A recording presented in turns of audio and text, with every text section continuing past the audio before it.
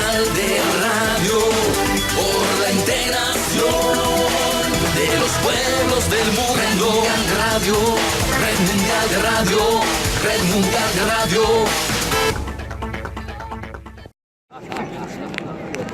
Se cumplen 201 años de la llegada de Pablo Morillo, el pacificador, a la zona de Zipaquirá, cuando pasó por Zipaquirá. Pues le estoy saludando desde aquí, desde Zipaquirá, desde la plaza principal de Zipaquirá, en donde llegó Pablo Morillo ese 3 de agosto de 1816. 3 de agosto de 1816 llegó Pablo Morillo aquí buscando aplacar esa revuelta que se estaba gestando para buscar sacar el régimen español, el régimen dictatorial de la época.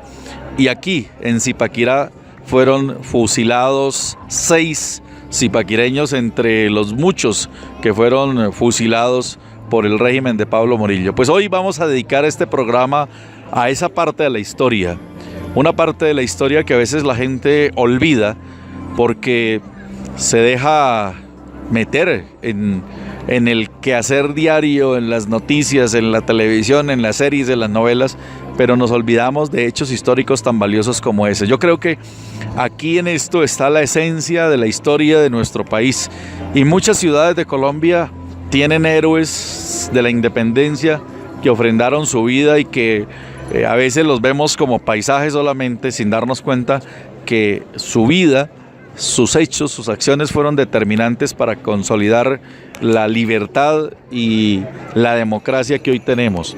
Defectuosa, con problemas, pero que hay que corregirla sin buscar dejarnos imponer un régimen totalitario, sino solamente perfeccionando lo que hoy tenemos. Hay que corregirla, hay que direccionarla, hay que reorientarla, pero no es el modelo el que algunos quieren imponer, cambiando la democracia que tenemos. Por eso vamos a hablar hoy aquí con el alcalde de Zipaquirá, vamos a hablar con personas que conocieron los detalles de cómo se llevó a cabo ese hecho histórico, ese hecho en donde llega Pablo Morillo y fusila a seis zipaquireños.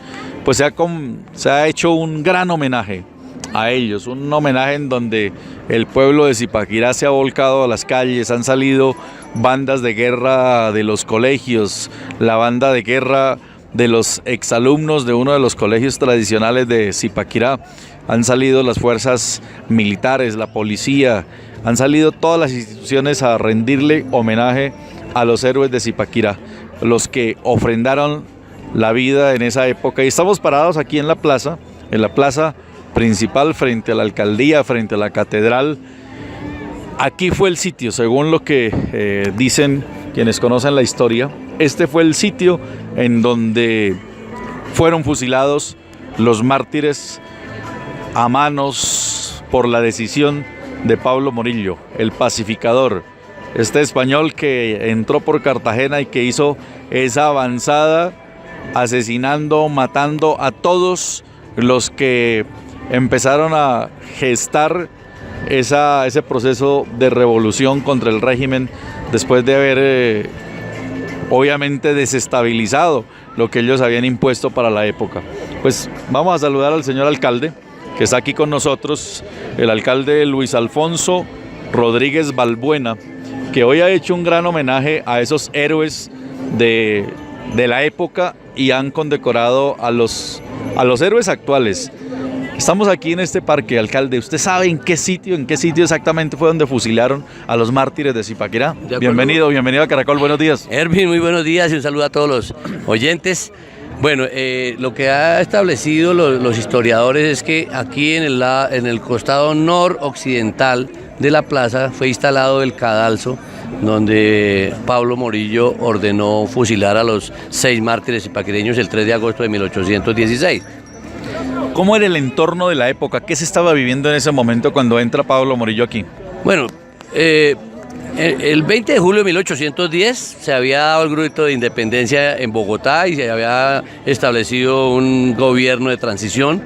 Y Zipaquirá, por la cercanía que tenía con Bogotá, muchos personajes de aquí de la ciudad, líderes sociales, campesinos, habían participado un poco en la organización de esos temas, porque pues en Zipaquirá, desde cuando hubo la firma de las capitulaciones salineras y Zipaquirá había tenido unas dignidades de gobierno, el sector, además estaba instalado aquí una representación del virreinato, siempre fue cabecera también en la presencia de la Iglesia Católica, y todas estas cosas hacían de Zipaquirá como un centro importante de discusión política, de evaluación política y de participación. Entonces, algunos personajes que participaron en los eventos del 20 de julio tenían relación y vivían aquí en Zipaquirá, entre esos algunos de los mártires. O sea que, digamos, ya tenían identificados, por decir algo, a los revoltosos. Así fue, de hecho, 3 de los mártires zipaquireños prácticamente cayeron porque se atrevieron a coger un cuadro del rey de España que estaba ubicado en una oficina de gobierno y los arrastraron por la plaza, y eso le causó de que los sindicaran pues de traidores del gobierno español y respetuosos del rey, a pesar de que el rey de España en ese momento estaba abdicado porque estaba invadido por Napoleón. Pero sin embargo, entonces, como Morillo lo habían enviado con el propósito, dijeron, no podemos dejar que la gente, que la colonia de la Nueva Granada se independice, entonces mandamos a Morillo a reconquistar eso nuevamente. Y entonces en 1816... es decir, 6 años después del 20 de julio. Que los españoles estaban en pleno trabajo de reconquista, entró Pablo Morillo por el norte, por Chiquinquirá hacia acá, y llegó a Zipaquirá. Bueno, Pablo Morillo empezó por Cartagena, ¿no? Exacto, Recordemos que entró por Cartagena y mató casi no recuerdo si son 23, 25, que también ahí hay en la plaza de los mártires, de los héroes, allí está también el monumento a ellos, y se vinieron matando a todos los que habían hecho la revuelta. Todos los que estaban en contra del gobierno español y que habían encontrado un proceso independentista, y de hecho arrancó por Cartagena y Mompox, que fueron las 2 provincias inicialmente que buscaron una independencia absoluta del rey de España, porque finalmente aquí la Nueva Granada estaba como a medias, habían cambiado el gobierno, pero no habían declarado una independencia absoluta del rey de España. De hecho, la gente gritaba que vive el rey y abajo el gobierno. Entonces, lo que había pasado... Estaban confundidos. Sí. Entonces, lo que había pasado aquí en el centro era ese problema. Pero claro, todos los que estaban en contra y estaban buscando como el tema de la libertad, pues el pacificador, que es una denominación curiosa. Que además... una cosa cínica, ¿no? Llamarle a un tipo como este el pacificador. Por eso son las cosas que tienen los seres humanos, ¿no? Y las sociedades, que tipo que vino a sangre y fuego a matar a la gente lo denominaron pacificador Morillo. Para mí él no era pacificador. ¿No hay unas coincidencias en este momento? ¿Hay gente que habla de paz y vive matando a otros? Por ahí nos ha quedado esa herencia en muchas... es que varias etapas de la historia colombiana seguimos con esas herencias. De hecho, sí. Es cíclico, ¿no? Hay una buena parte de la población que cree que es eliminando a los demás que se hace paz. Y entonces eso era más o menos el concepto de Pablo Morillo, que era eliminando a los enemigos que se hacía la paz, pero fíjese que eso no resulta duradero, esa no es la mejor forma y hay que buscar nuevas alternativas. Entonces Morillo llegó por el norte, efectivamente venía desde Cartagena, Mompox, y se vino hacia acá y llegó aquí porque venía para Bogotá. Claro, este era el paso para Bogotá. Era un paso obligado para Bogotá, entonces llegó aquí a Zipaquirá y ahí estaba. ¿Permaneció mucho tiempo Morillo aquí en Zipaquirá? No, creo que él pasó de mucha rapidez porque él tenía la misión. No tenía tiempo. No, y la misión que tenía era llegar a Bogotá, que era donde estaba el centro del poder y donde el 20 de julio se había hecho la revuelta y donde estaba funcionando la junta de gobierno que habían establecido ese día, y en fin, entonces él venía era como por Bogotá y la casualidad fue encontraba a unos revoltosos aquí. Pero yo creo que ya tendría gente de avanzada que ya le preparó a los que iban a fusilar, o sea, eso ya había inteligencia aquí teniéndole todo listo. No, sí. Él solo llegaría tal vez a justificar el hecho, ¿no? Imagínense, la letra menuda de la historia cuenta que 2 de los 6 que mataron se fueron a Chiquinquirá a esperar a Morillo y le contaron cómo estaba la cosa aquí, lo acompañaron hasta aquí. O sea, ¿2 de los fusilados? 2 de los fusilados, eso cuenta la historia. Entonces ellos finalmente trataron, no sé la actitud, por qué tomaron esa actitud de ir a encontrarse con Morillo y acompañarlo hasta Zipaquirá, porque finalmente eso no les sirvió para salvarse. Increíble, o sea, se fueron hasta Zipaquirá, hasta Chiquinquirá y se vinieron con él. Y se vinieron con las tropas, con la gente que él venía y resultaron, pero finalmente resultaron siendo también asesinados en el grupo de los mártires de ese día.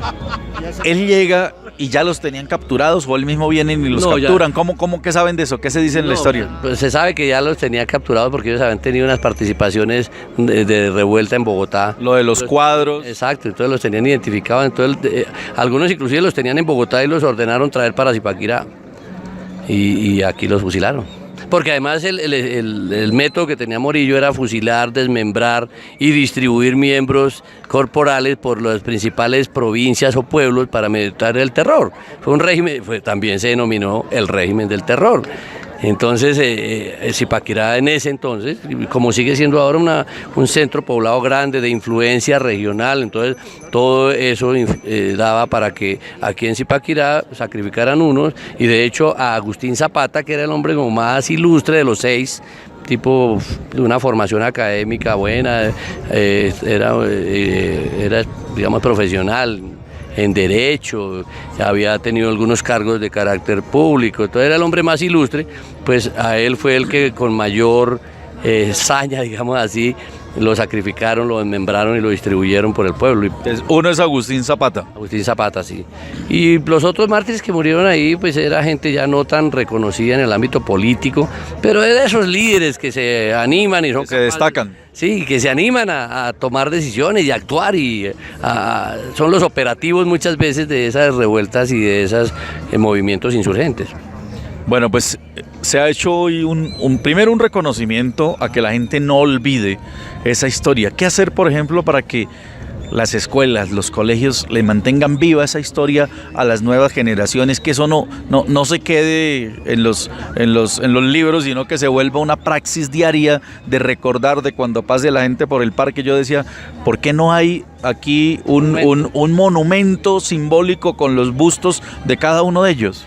Nosotros tenemos aquí a 2 cuadras de aquí tenemos una plaza que se denomina la Plaza de los Mártires Zipaquireños. Ahí hay un obelisco que se erigió hace 100 años, en el primer centenario de la muerte de los mártires.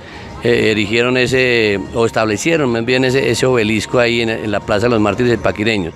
Y nosotros pues nos preocupamos por conmemorar con especial solemnidad estos actos, y seguimos insistiendo, y uno de mis propósitos este año que viene es incluir dentro de los contenidos curriculares de los colegios una iniciativa que no es mía, sino que hace mucho tiempo la ciudad viene tratando de construir, pero no lo ha logrado hacer, que lo denominamos la Cátedra Zipaquireña, que son unos contenidos curriculares que precisamente le enseñen a esos nuevos muchachos, a los niños, a las nuevas generaciones, a gente que ha llegado de otros lugares de la ciudad, porque la ciudad viene creciendo a una gran velocidad y sus pobladores no son nativos, sino que vienen de diferentes regiones.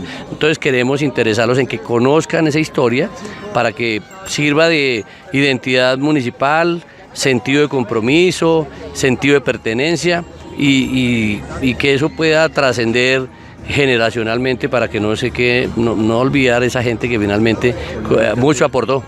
Piensen en los bustos de ellos. ¿Por qué no pensar allá en esa misma Plaza de los Mártires que esté el busto, que esté el nombre? O sea, eso hace que la gente no los olvide, que no se quede solamente en el nombre de los mártires, sino que cada quien sepa el nombre de cada uno de ellos. Bueno, Erwin, le agradezco sinceramente la iniciativa. Eso es lo importante, que asistan a estos eventos personas, digamos, de fuera de la ciudad, porque vienen y miran con otra perspectiva la situación y le ayudan a uno a construir. Me quedo con la inquietud de verdad de mirar cómo pudiéramos elaborar unos bustos allá para que complementariamente al obelisco pudiéramos tener los bustos de los mártires zipaquireños, porque seguramente la imagen puede contribuir más a la recordación que el nombre. Correcto. Más cuando son nombres poco tradicionales. Luis Sarache, el Sarache no es muy... Juan Nepomuceno Quiguarana, porque finalmente eran, por lo que uno ha estudiado, ya le han contado, pues eran personajes de origen indígena, algunos, Kiguarana, Sarachi, Karate, eran tres apellidos prácticamente indígenas. Imagínese hacer la investigación y tratar de buscar hasta herederos de ellos. Sí, debe haber, seguramente sí debe haber. Hay muchas cosas por hacer, pero lastimosamente, creo que no solo le pasa a Zipaquirá, sino a muchos municipios, inclusive al país en general, la dinámica de las noticias, de los movimientos, de los sucesos, hacen que muy rápidamente uno se olviden opaquen a los otros. Antes uno se sorprende como una costumbre patriótica ha logrado permanecer tantos años para que hoy estemos celebrando los 201 años del sacrificio de los mártires zipaquireños, que seguramente no fueron los únicos, probablemente hubo más en días cercanos a ese 3 de agosto, en las cosas que se tienen de historia de Zipaquirá, en los días cercanos hubo otras personas que fueron muertas ahí en la misma causa, en las mismas mujeres, inclusive mujeres que entregaron la vida, y Bárbara Lizarralde, aquí hay una placa de las mujeres que también entregaron la vida, pero por alguna razón histórica que no conozco bien, son estos 6, tal vez porque fue colectivo, porque las otras muertes parece que fueron individuales y aisladas, mientras que esto pues fue un colectivo de personas que subieron en un cadalso y al tiempo, en el mismo momento los fusilaron. Bueno, eso fue el 3 de agosto de 1816, un acto que se conmemora 201 años después. Alcalde, pues qué gusto tenerlo aquí en el programa que vamos a dedicar hoy a este hecho histórico y a hacer unos comparativos de lo que ha pasado con ese país de esa época al que tenemos hoy. Sí, que precisamente hoy lo decía yo en mi intervención porque lo he venido reflexionando. Hace 201 años, pues esas personas, los mártires y otros, trabajaron muchísimo seguramente en conseguir un valor que era la libertad en ese momento como principal propósito. Y ahora nos corresponde a otros trabajar muy fuerte en el tema de la paz. Estas generaciones nos ha tocado. Entonces yo digo, los mártires zipaquireños y la gente de esa época nos dejó como legado la libertad. Yo quiero que trabajemos para que le dejemos como legado a otra gente el tema de la paz. Muchas gracias, alcalde. A usted, Erwin, muchísimas gracias. Red Mundial de Radio, por la integración de los pueblos del mundo. Red Mundial de Radio, Red Mundial de Radio.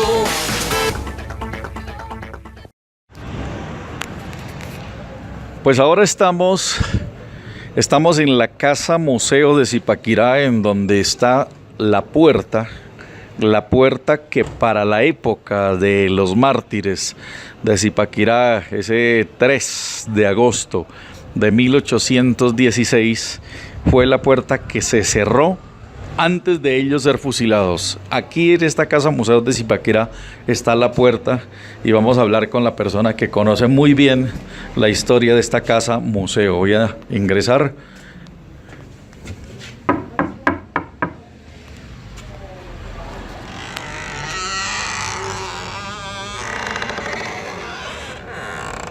Buenos días. Buenos días, mucho gusto, Erwin Hoyos de Caracol. Gracias, Álvaro Peña Gonzaga, historiador. Don Álvaro, usted conoce la historia de esta puerta y todo lo que hay aquí, ¿no? Sí, señor, más o menos bien. Bueno, cerramos, mire cómo suena. Aquí estamos entrando a otra etapa de la historia. ¿Cuántos siglos atrás estamos? A ver, estamos en 1840, año en que fue construida esta casa por el ingeniero escocés don Alejandro McDougall. Él vino a Zipaquirá a enseñar a hacer los socavones, o sea, los túneles en la mina de sal, porque los indígenas y los primeros españoles lo hacían a cielo abierto, raspando la tierra y recogiendo el agua de las quebradas cercanas al Cerro del Zipa. Bueno, entonces aquí es no solamente historia de ese 3 de agosto de 1816, sino que aquí hay historia de todo Zipaquirá, ¿no? No solamente de Zipaquirá, tenemos historia de la nación. Esta casa, como comenté, fue construida por Alejandro McDougall. Es una casa republicana. pero tiene muchas reminiscencias coloniales. Por ejemplo, la teja de barro, la estructura en madera, los pisos sobre tierra y los muros en adobe, o sea, ladrillo crudo, de 60, de 40 centímetros en toda la casa. Toda la estructura y las puertas y ventanas en madera, más, digamos, de la época republicana, los ventanales que tenemos sobre el patio principal, tanto del comedor como del costurero. Bueno, pues yo quiero que nos empiece a contar la historia de la puerta. ¿Listo? Esa puerta que fue la que se cerró ese día, ese 3 de agosto del año 1816, antes de que fueran fusilados los héroes, los mártires de Zipaquirá.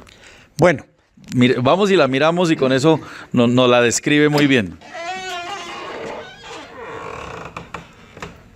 A ver, vamos a ver la puerta y por qué es tan importante esta puerta en esta historia de Zipaquirá. a ver, esta puerta, la importancia más grande que tiene esta puerta es que es el único testigo que queda del fusilamiento de los mártires de Zipaquirá.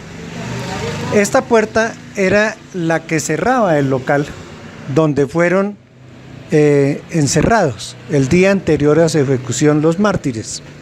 O sea, a ellos los capturaron, me decían que algunos los trajeron incluso desde Bogotá. Sí, algunos vinieron, fueron traídos de Bogotá, Gómez, y el otro fue José Luis Gómez y Sarache fueron traídos de Bogotá. ¿Cuál es la historia de la puerta? La historia de la puerta es que esta puerta la quitaron del local y empezó a rodar por todas partes. La recuperó el Consejo Municipal del año 1870 y le puso esa placa que tenemos allá. Tiene un orificio, un hueco. Como para mirar. No solamente para mirar, ahí se asomaban ellos y pasaban los amigos a despedirlos y a darles el pésame por haber sido sentenciados a muerte. Esta puerta después anduvo rodando, estuvo en la administración municipal, estuvo en la Casa de la Cultura, de ahí fue a parar a la Universidad de Cundinamarca. En la Universidad de Cundinamarca le hicieron un nicho parecido a este, y de ahí la recuperó nuestra directora ejecutiva, la doctora Zoraida Chávez Posada, hizo una gestión en 3 alcaldías. Ya en la tercera... Para que le entregaran esa puerta. Para que le entregaran la puerta, porque la puerta es de Zipaquirá y estaba en la Universidad de Cundinamarca, que no es de Zipaquirá. En cualquier momento se iba a perder. Exactamente, en cualquier momento llegaba un rector que no le llamaba la atención y volvía otra vez el robo. Hagan una hoguera con esa puerta. Podría ser. Así hay cosas que suceden en muchas partes. Entonces, la puerta se trajo en un desfile de amigos. Trajeron la puerta con honores y todo. Trajimos con honores y la instalamos acá. Se le hizo un nicho muy bonito, ¿sí? Y se instaló como recuerdo único, testigo mudo de la ejecución de los mártires zipaquireños. O sea que esta puerta conoció a Pablo Morillo. No, porque es que Pablo Morillo no vino aquí en la ejecución. Ah, él no llegó aquí en ese momento. No, él no vino aquí en la ejecución de los mártires. Los mártires, la ejecución la hizo el encargado de esa época del municipio, de los, ¿cómo podríamos decir? De los destinos del municipio, ¿sí? Él fue el que... Era como un encomendero, eran como... No era encomendero, era un alguacil, exactamente. Era el alguacil. Y había alcalde también, ¿no? Pero el alguacil que fue el encargado de la ejecución. Por ejemplo, tenemos que salieron de Bogotá, los que vinieron los metieron en ese cuarto y además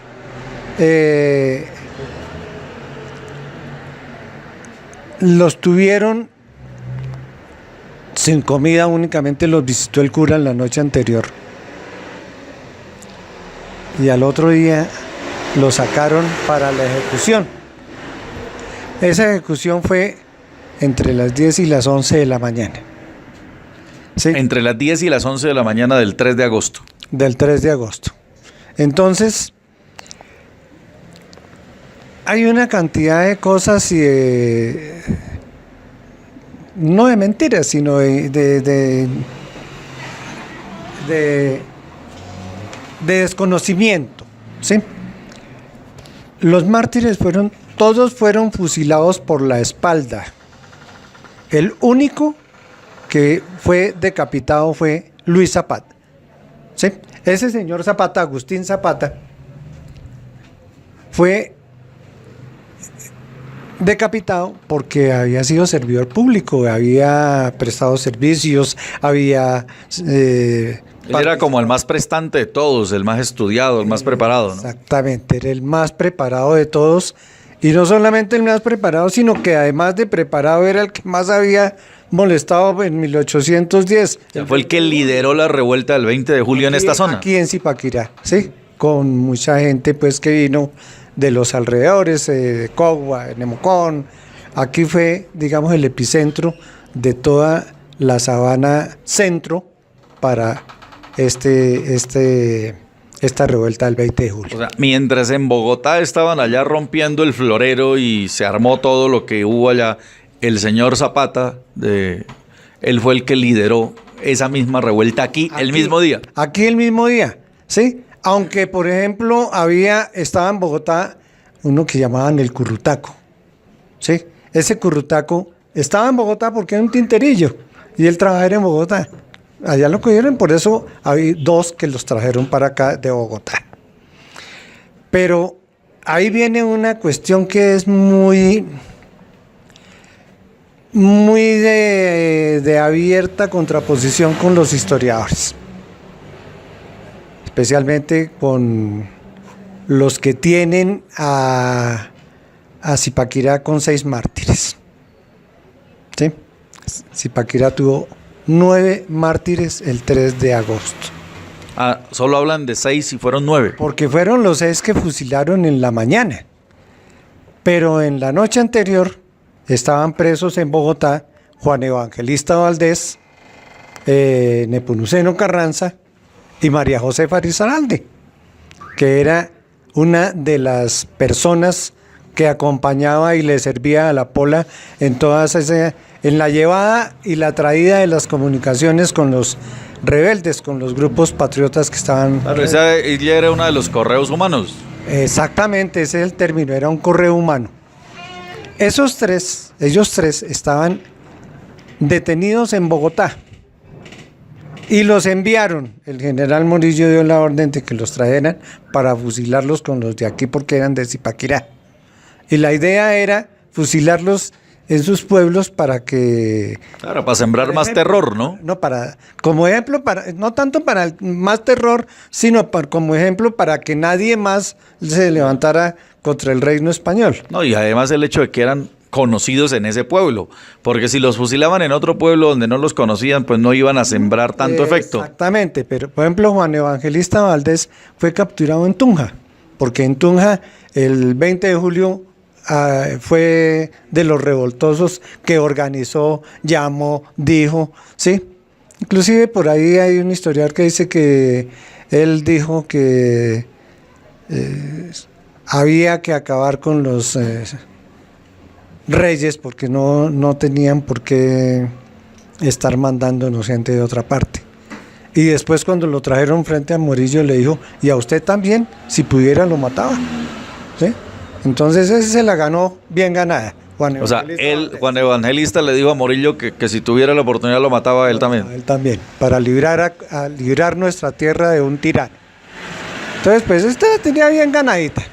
Bueno. Estaba convencido efectivamente de eso, ¿no? Convencido de eso. Todos los mártires zipaquireños estaban convencidos de eso. Por ejemplo, había dos que uno estuvo deteniendo al virrey, acompañándolo hasta Honda, ¿sí? Pero cuando supo en la llegada de los españoles, se puso al servicio de los españoles. También. Esa parte de esa historia, ¿cómo fue? Porque él al parecer se va hasta digamos, hasta Chiquinquirá como a congraciarse con él, a recibirlo y termina siendo fusilado aquí. Claro, porque es que él se fue a Chiquinquirá y desde allá se vino sirviéndoles de guía. Y no solamente a Pablo Morillo. Al adelantado de Pablo Morillo. Al adelantado. Sí. ¿Quién era ese? Ese señor era, ya recuerdo el nombre de él, es que no lo caramba. Bueno, tal que sea. Entonces el adelantado de Pablo Morillo venía y este hombre se va hasta allá a recibirlo para venirse con él aquí. Para venirse con él y darle la información. Mire, en esta casa fulano, en esta casa fulano. ¿Sí? Ese era el señalador. El señalador, exactamente. Y después también fue fusilado porque lo acusaron de haber participado en la revuelta del 20 de julio. ¿Sí? Arrastrando la foto de los reyes y pisando, la foto no, el retrato de los reyes y pisoteándolos y todo esto. Entonces que eso era un delito. ¿Sí? Y también lo fusilaron el mismo día acá. A él. Ya el otro que se fue para Cartagena a esperar a Pablo Morillo también se vino con ellos y también terminó fusilado. Cuando llegó acá lo fusilaron. Bien, porque lo acusaron de haber estado en la revuelta. O sea, muy seguramente cuando vieron que él llegó, le dirían, bueno, ¿y usted de qué habla si usted también hizo esto? Exactamente. Lo debieron acusar, ¿no? Oiga, pero ese señor que está en la fila, ese también fue. Entonces, el que se fue a recogerlos, a recibirlos, ese también es otro. Bien, es otro y los terminaron matando. Entonces, estos tres que yo te nombro no alcanzaron a llegar a las 11 de la mañana. Valdés, Carranza y María Josefa Risaralde. Entonces fueron fusilados en las horas de la tarde en la plaza de la Floresta. Ya no aquí, sino en la Floresta, porque aquí seguramente ya habían levantado el cadalso y ya llevaban la cabeza de Zapata para exponerla aquí en el Salitre, en la vía hacia Bogotá, como ejemplo también. Ahora hablamos de eso que hicieron después, que es horroroso y cruel lo que hicieron para generar también ese mismo escarmiento, y vamos a hablar de cada uno de ellos, porque en este proceso, don Álvaro, me parece muy valioso que conozcamos a cada uno de estos personajes: a Agustín Zapata, a Luis Arache, a José Luis Gómez, a José María Riaño, a Francisco Carate y a Juan Nepomuceno Quiguarana, sí, que hablemos de cada uno de ellos. Pues ese es un homenaje a la historia, a eso que pasó ese 3 de agosto de 1816, cuando fueron fusilados los que hoy se les rinde homenaje y son conocidos como los mártires de Zipaquirá. Hacemos una pausa y ya regresamos.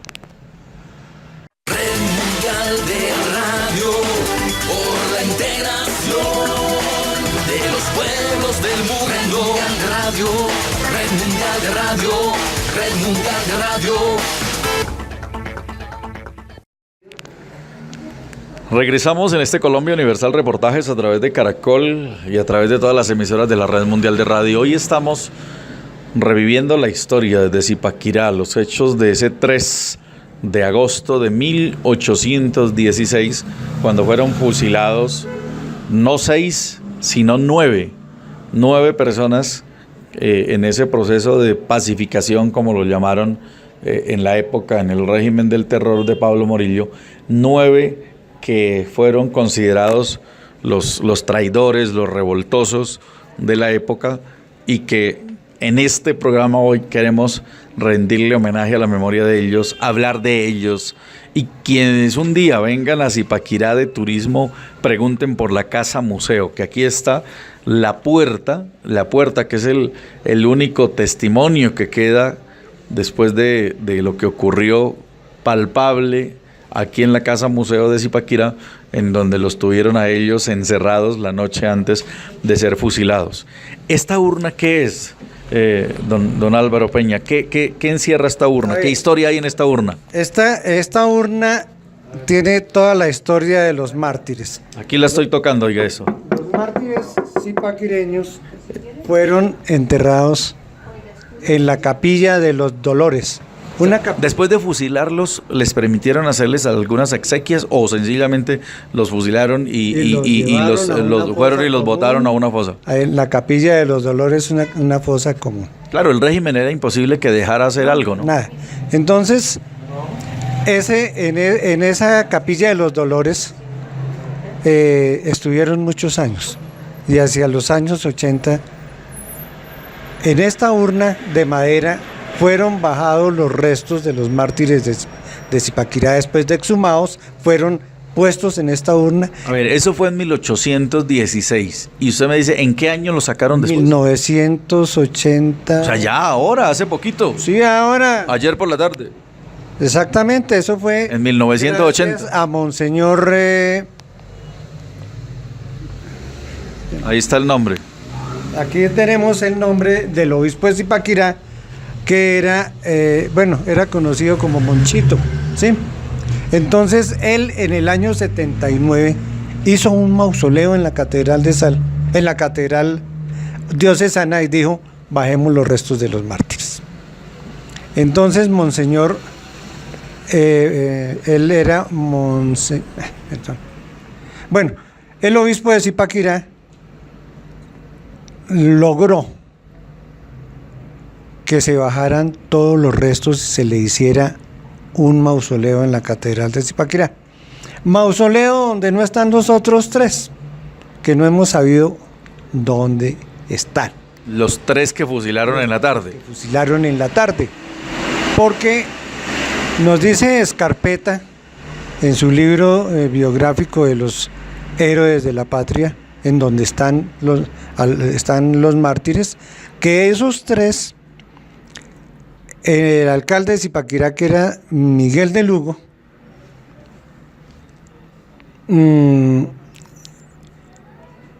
lo escribió en el libro del Consejo de Guerra, pero no lo hemos encontrado. Entonces esa es la diferencia con los historiadores que dicen no hubo 9 sino 6, pero hay varios que los nombran, entonces no hubo 6 sino 9. Sin embargo, pues no podemos decir históricamente hay 9 porque no tenemos las pruebas, no aparece el libro de guerra, no está en los archivos de la nación, pero sí está, por ejemplo, reconocida dentro de todos los mártires María Josefa Esgarra, ¿sí? Como una de las heroínas que fue el correo de Policarpa Salabarrieta. Entonces, en esta urna que tenemos acá, que está de madera, que está colocando acá.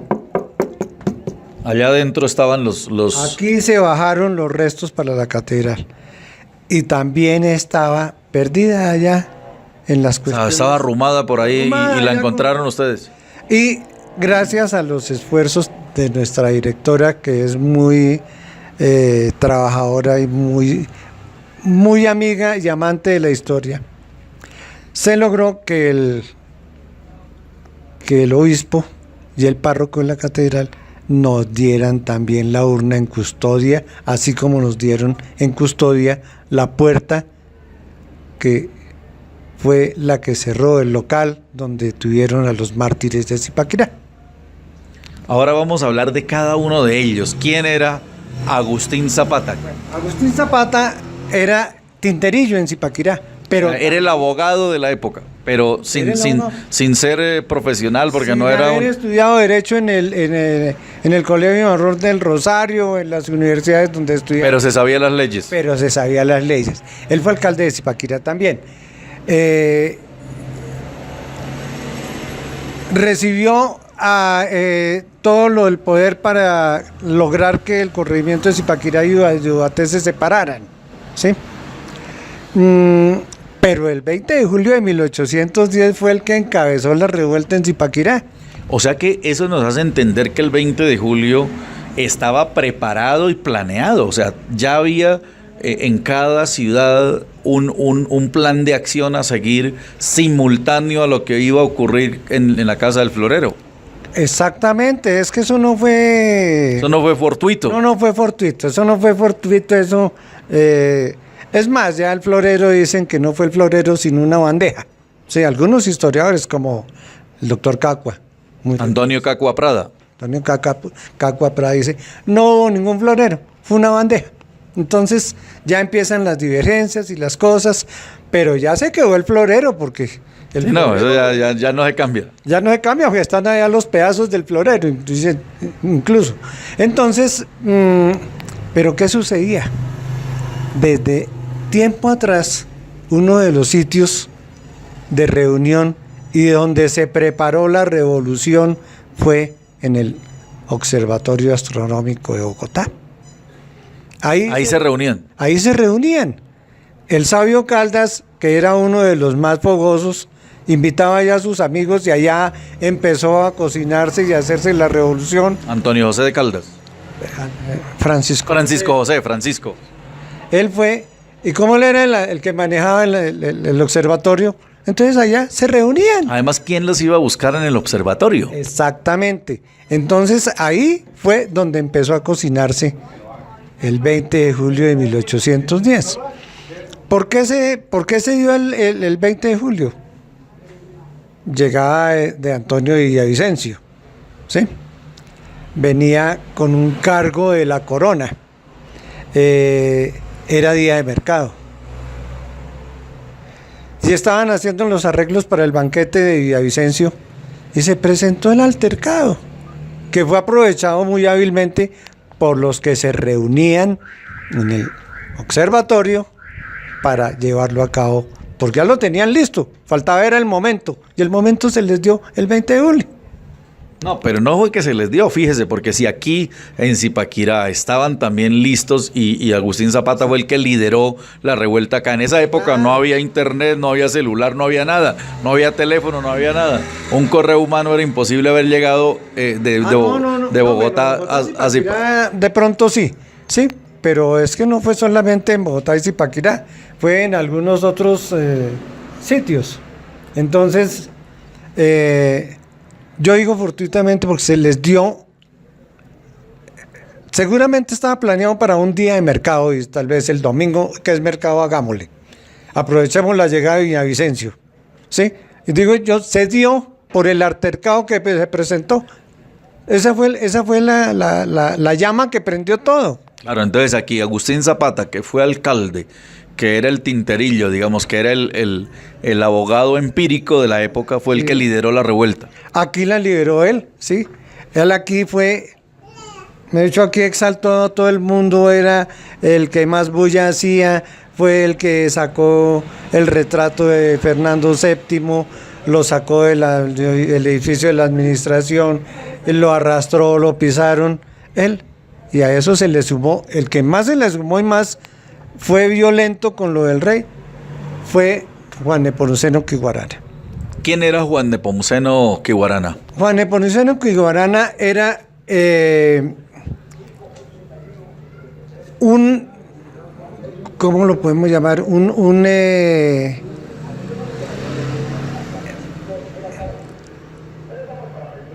Era un comerciante de sal, de todos los productos, pero especialmente de sal.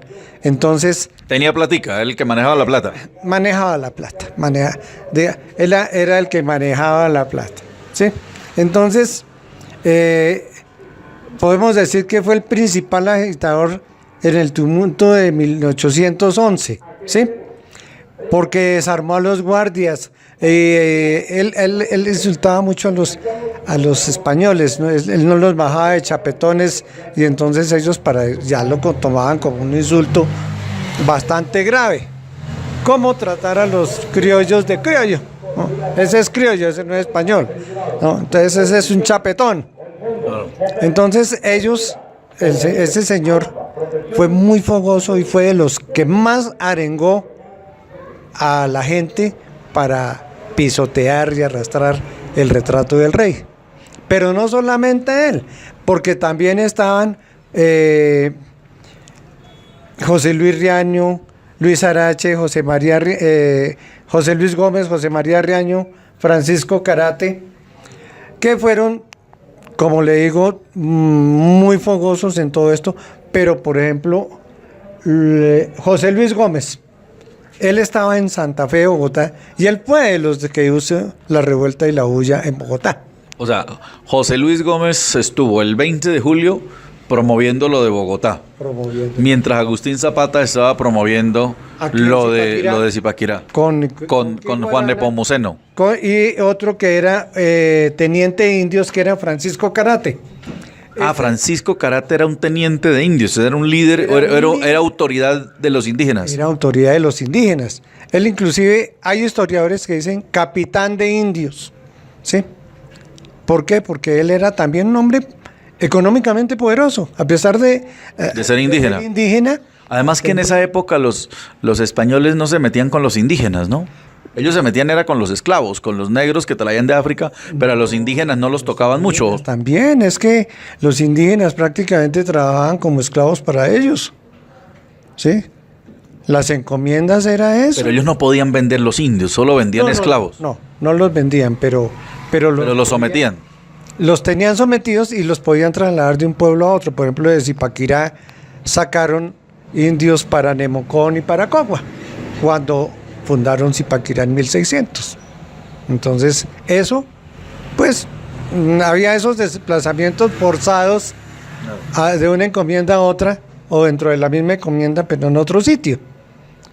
Eran prácticamente esclavos también.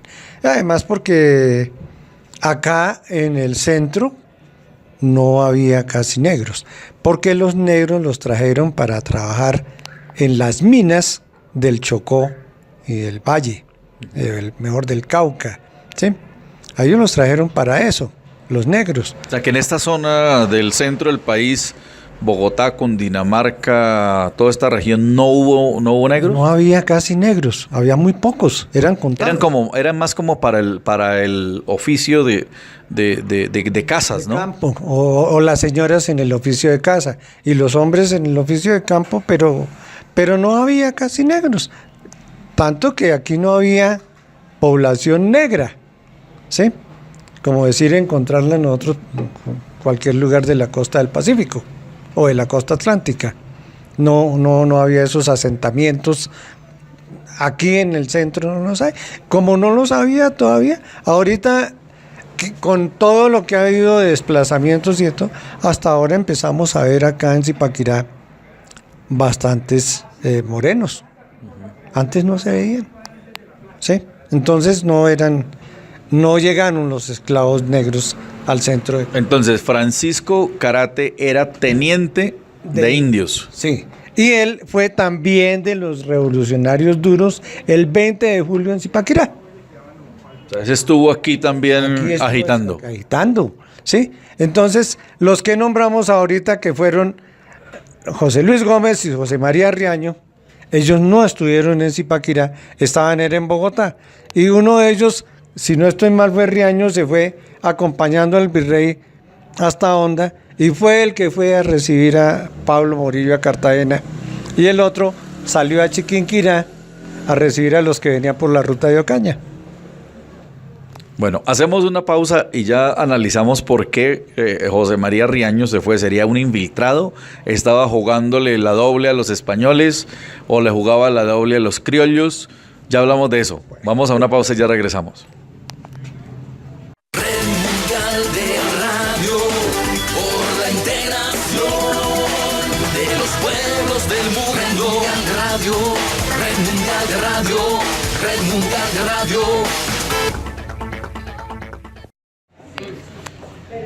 Regresamos en este Colombia Universal Reportajes aquí desde la Casa Museo de Zipaquirá, en este homenaje a los mártires de Zipaquirá.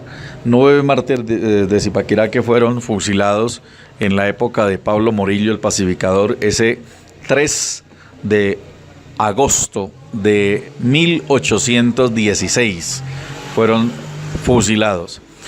Estamos hablando de José María Riaño. Yo le preguntaba antes de las noticias, doctor Álvaro, ¿José María Riaño estaba jugándole a la doble a los criollos o le jugaba a la doble a los españoles? ¿Cómo era la cosa? Bueno, yo pienso que si le jugaba doble, lo hacía sin la intención de jugar doble. Cuando vino la revolución y salieron, porque no fueron los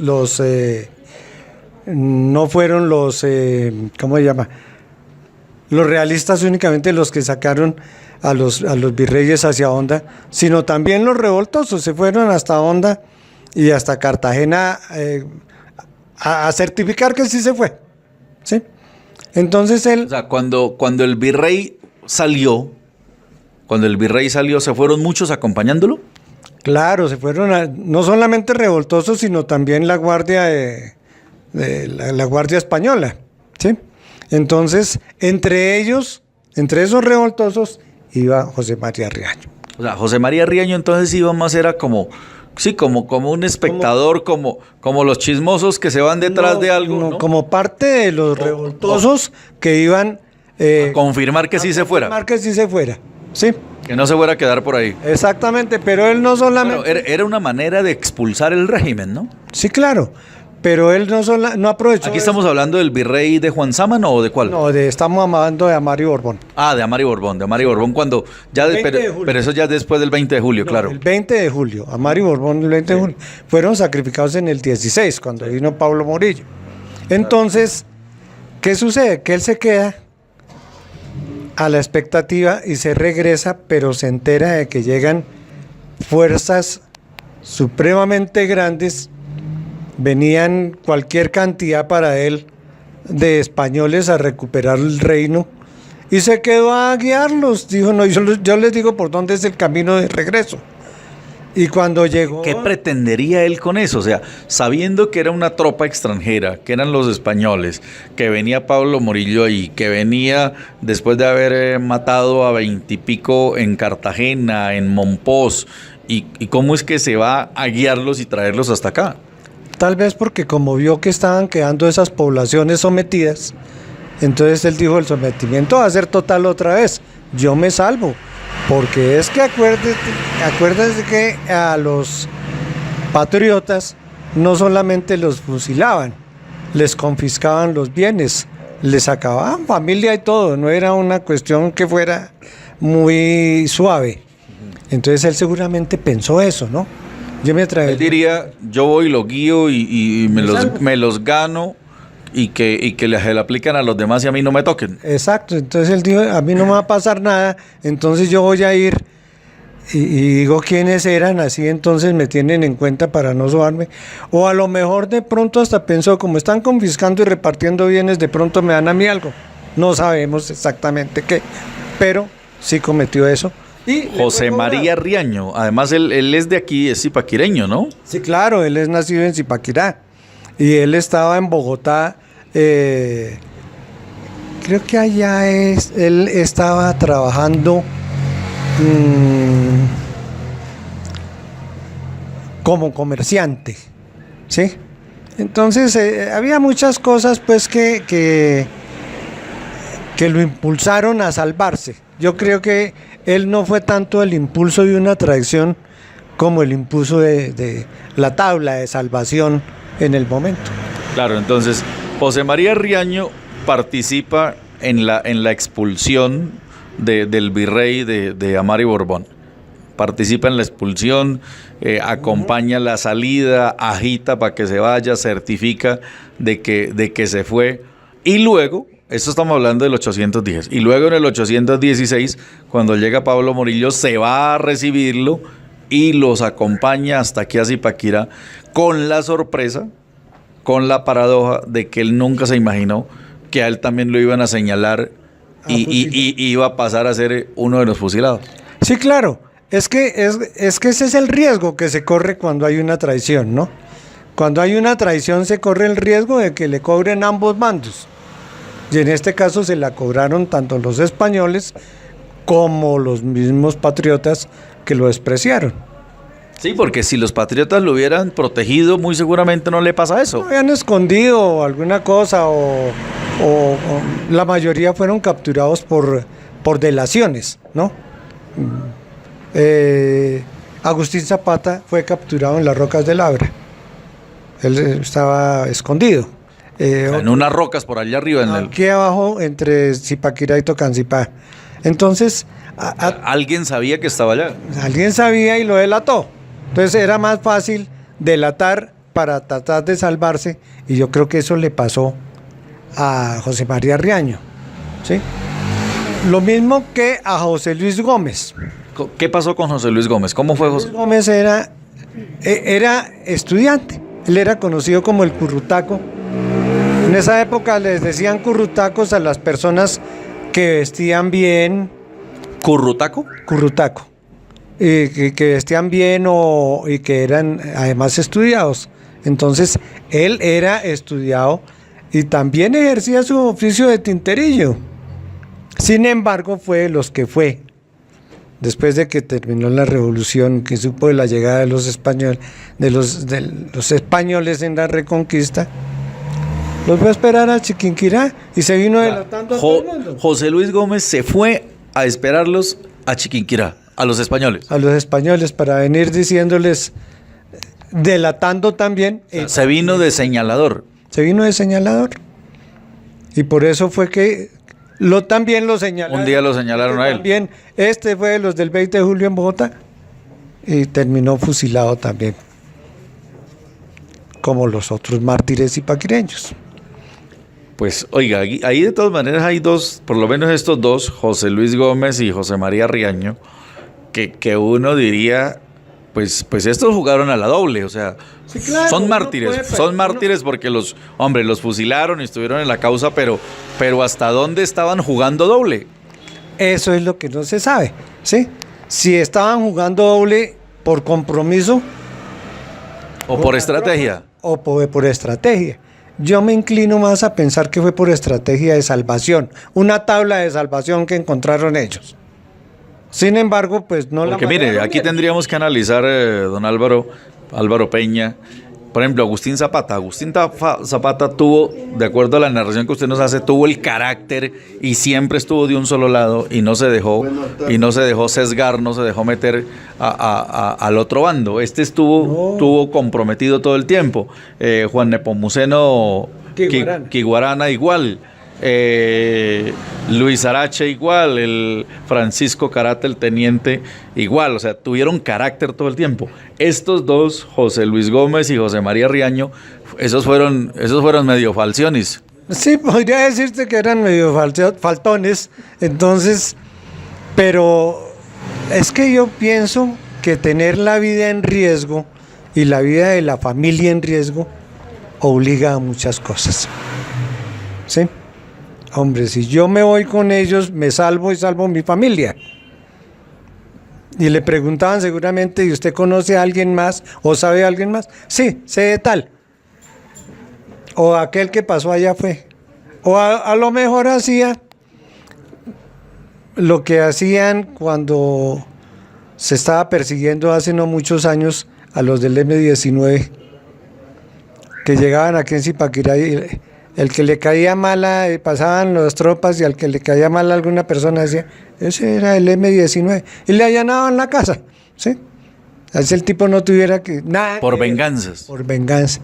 De pronto él lo hizo por eso. O otra situación, pienso más bien que como tabla de salvación. En muchas regiones del país, y si hacemos una traspolación del conflicto de estas épocas del hace 201 años a la actualidad, y vale la pena hacer la comparación porque a eso quiero que lleguemos luego. Los paramilitares llegaban a un pueblo, se tomaban un pueblo y aparecía gente que le decía, mire, ese es guerrillero, y los mataban. Exacto. Y resulta que después ahora nos estamos enterando que nunca fue guerrillero, que nunca fue auxiliador, que nunca fue nada, solamente era una venganza, tenían una rivalidad, tenían una deuda, un chisme, unos celos, una situación, y los hicieron asesinar. Pudo haber sucedido también en esa época con estos dos personajes, ¿sí? Hombre, me voy a salvar, voy a delatar, fulano me cae mal. Me lo quito de encima. Me lo quito de encima. O le estoy debiendo plata, me lo quito de encima y me salvo, ¿sí? O, bueno, cantidades de circunstancias, de pronto pensaron en su familia, ya no me van a confiscar mis bienes, no me van a confiscar la casa, mi familia puede seguir tranquila, ¿sí? Todo esto debieron y pudieron pensarlo. Entonces, tampoco los podemos juzgar que fueron traicioneros a una causa, ¿sí?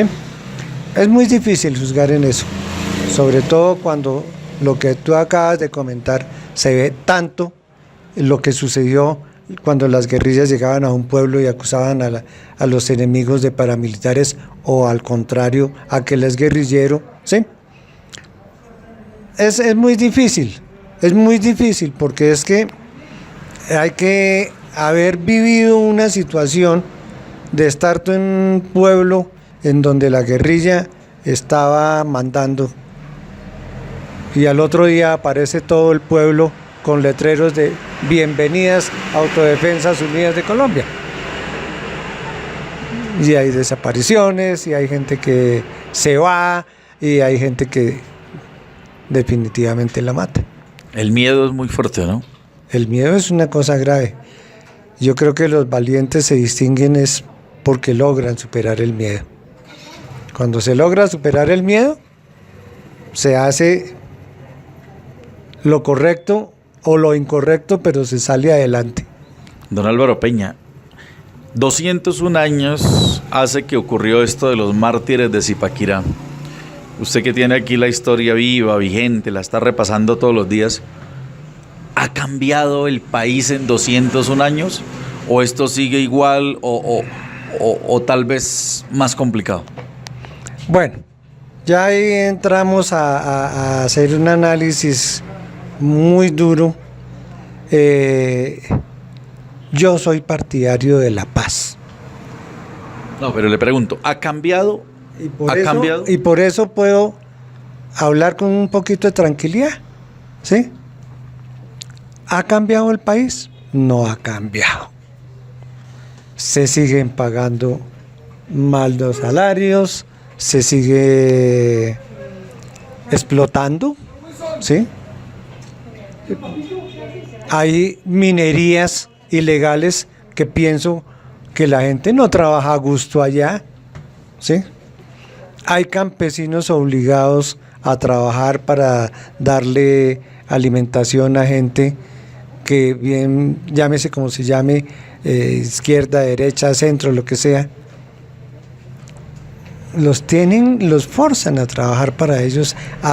Es un sometimiento. Campesinos obligados por gente armada a prestarle el servicio a ellos. Claro, sí. A mí alguien me preguntaba algún día y me decía, ¿cuál es el héroe de la patria? Y yo le decía, esto no ha cambiado mucho, pero el héroe de la patria es el campesino. Produce la comida. ¿De dónde salen los soldados? Del campo. ¿De dónde salen los guerrilleros? Del campo. El héroe de la patria es el campesino, que es el que ha estado siempre sufriendo y, como se dice vulgarmente, es el que ha estado llevando el bulto, ¿sí? Entonces, la situación del país ha cambiado. No seguimos de pronto ahorita sujetos a 20 o 30 compañías extranjeras que manejan los recursos como la energía o, bueno, cualquiera de estas situaciones, para no entrar a tocar de pronto algún talón por ahí. Pero, ¿sí ha cambiado? No creo. La violencia de la época comparada con esta. Yo pienso que ha sido la misma. Y yo, cuando voy a alguna conferencia, lo primero que digo es: el pueblo que no conoce su historia está condenado a repetirla. La estamos repitiendo. Red Mundial de Radio, por la integración de los pueblos del mundo. Red Mundial de Radio, Red Mundial de Radio,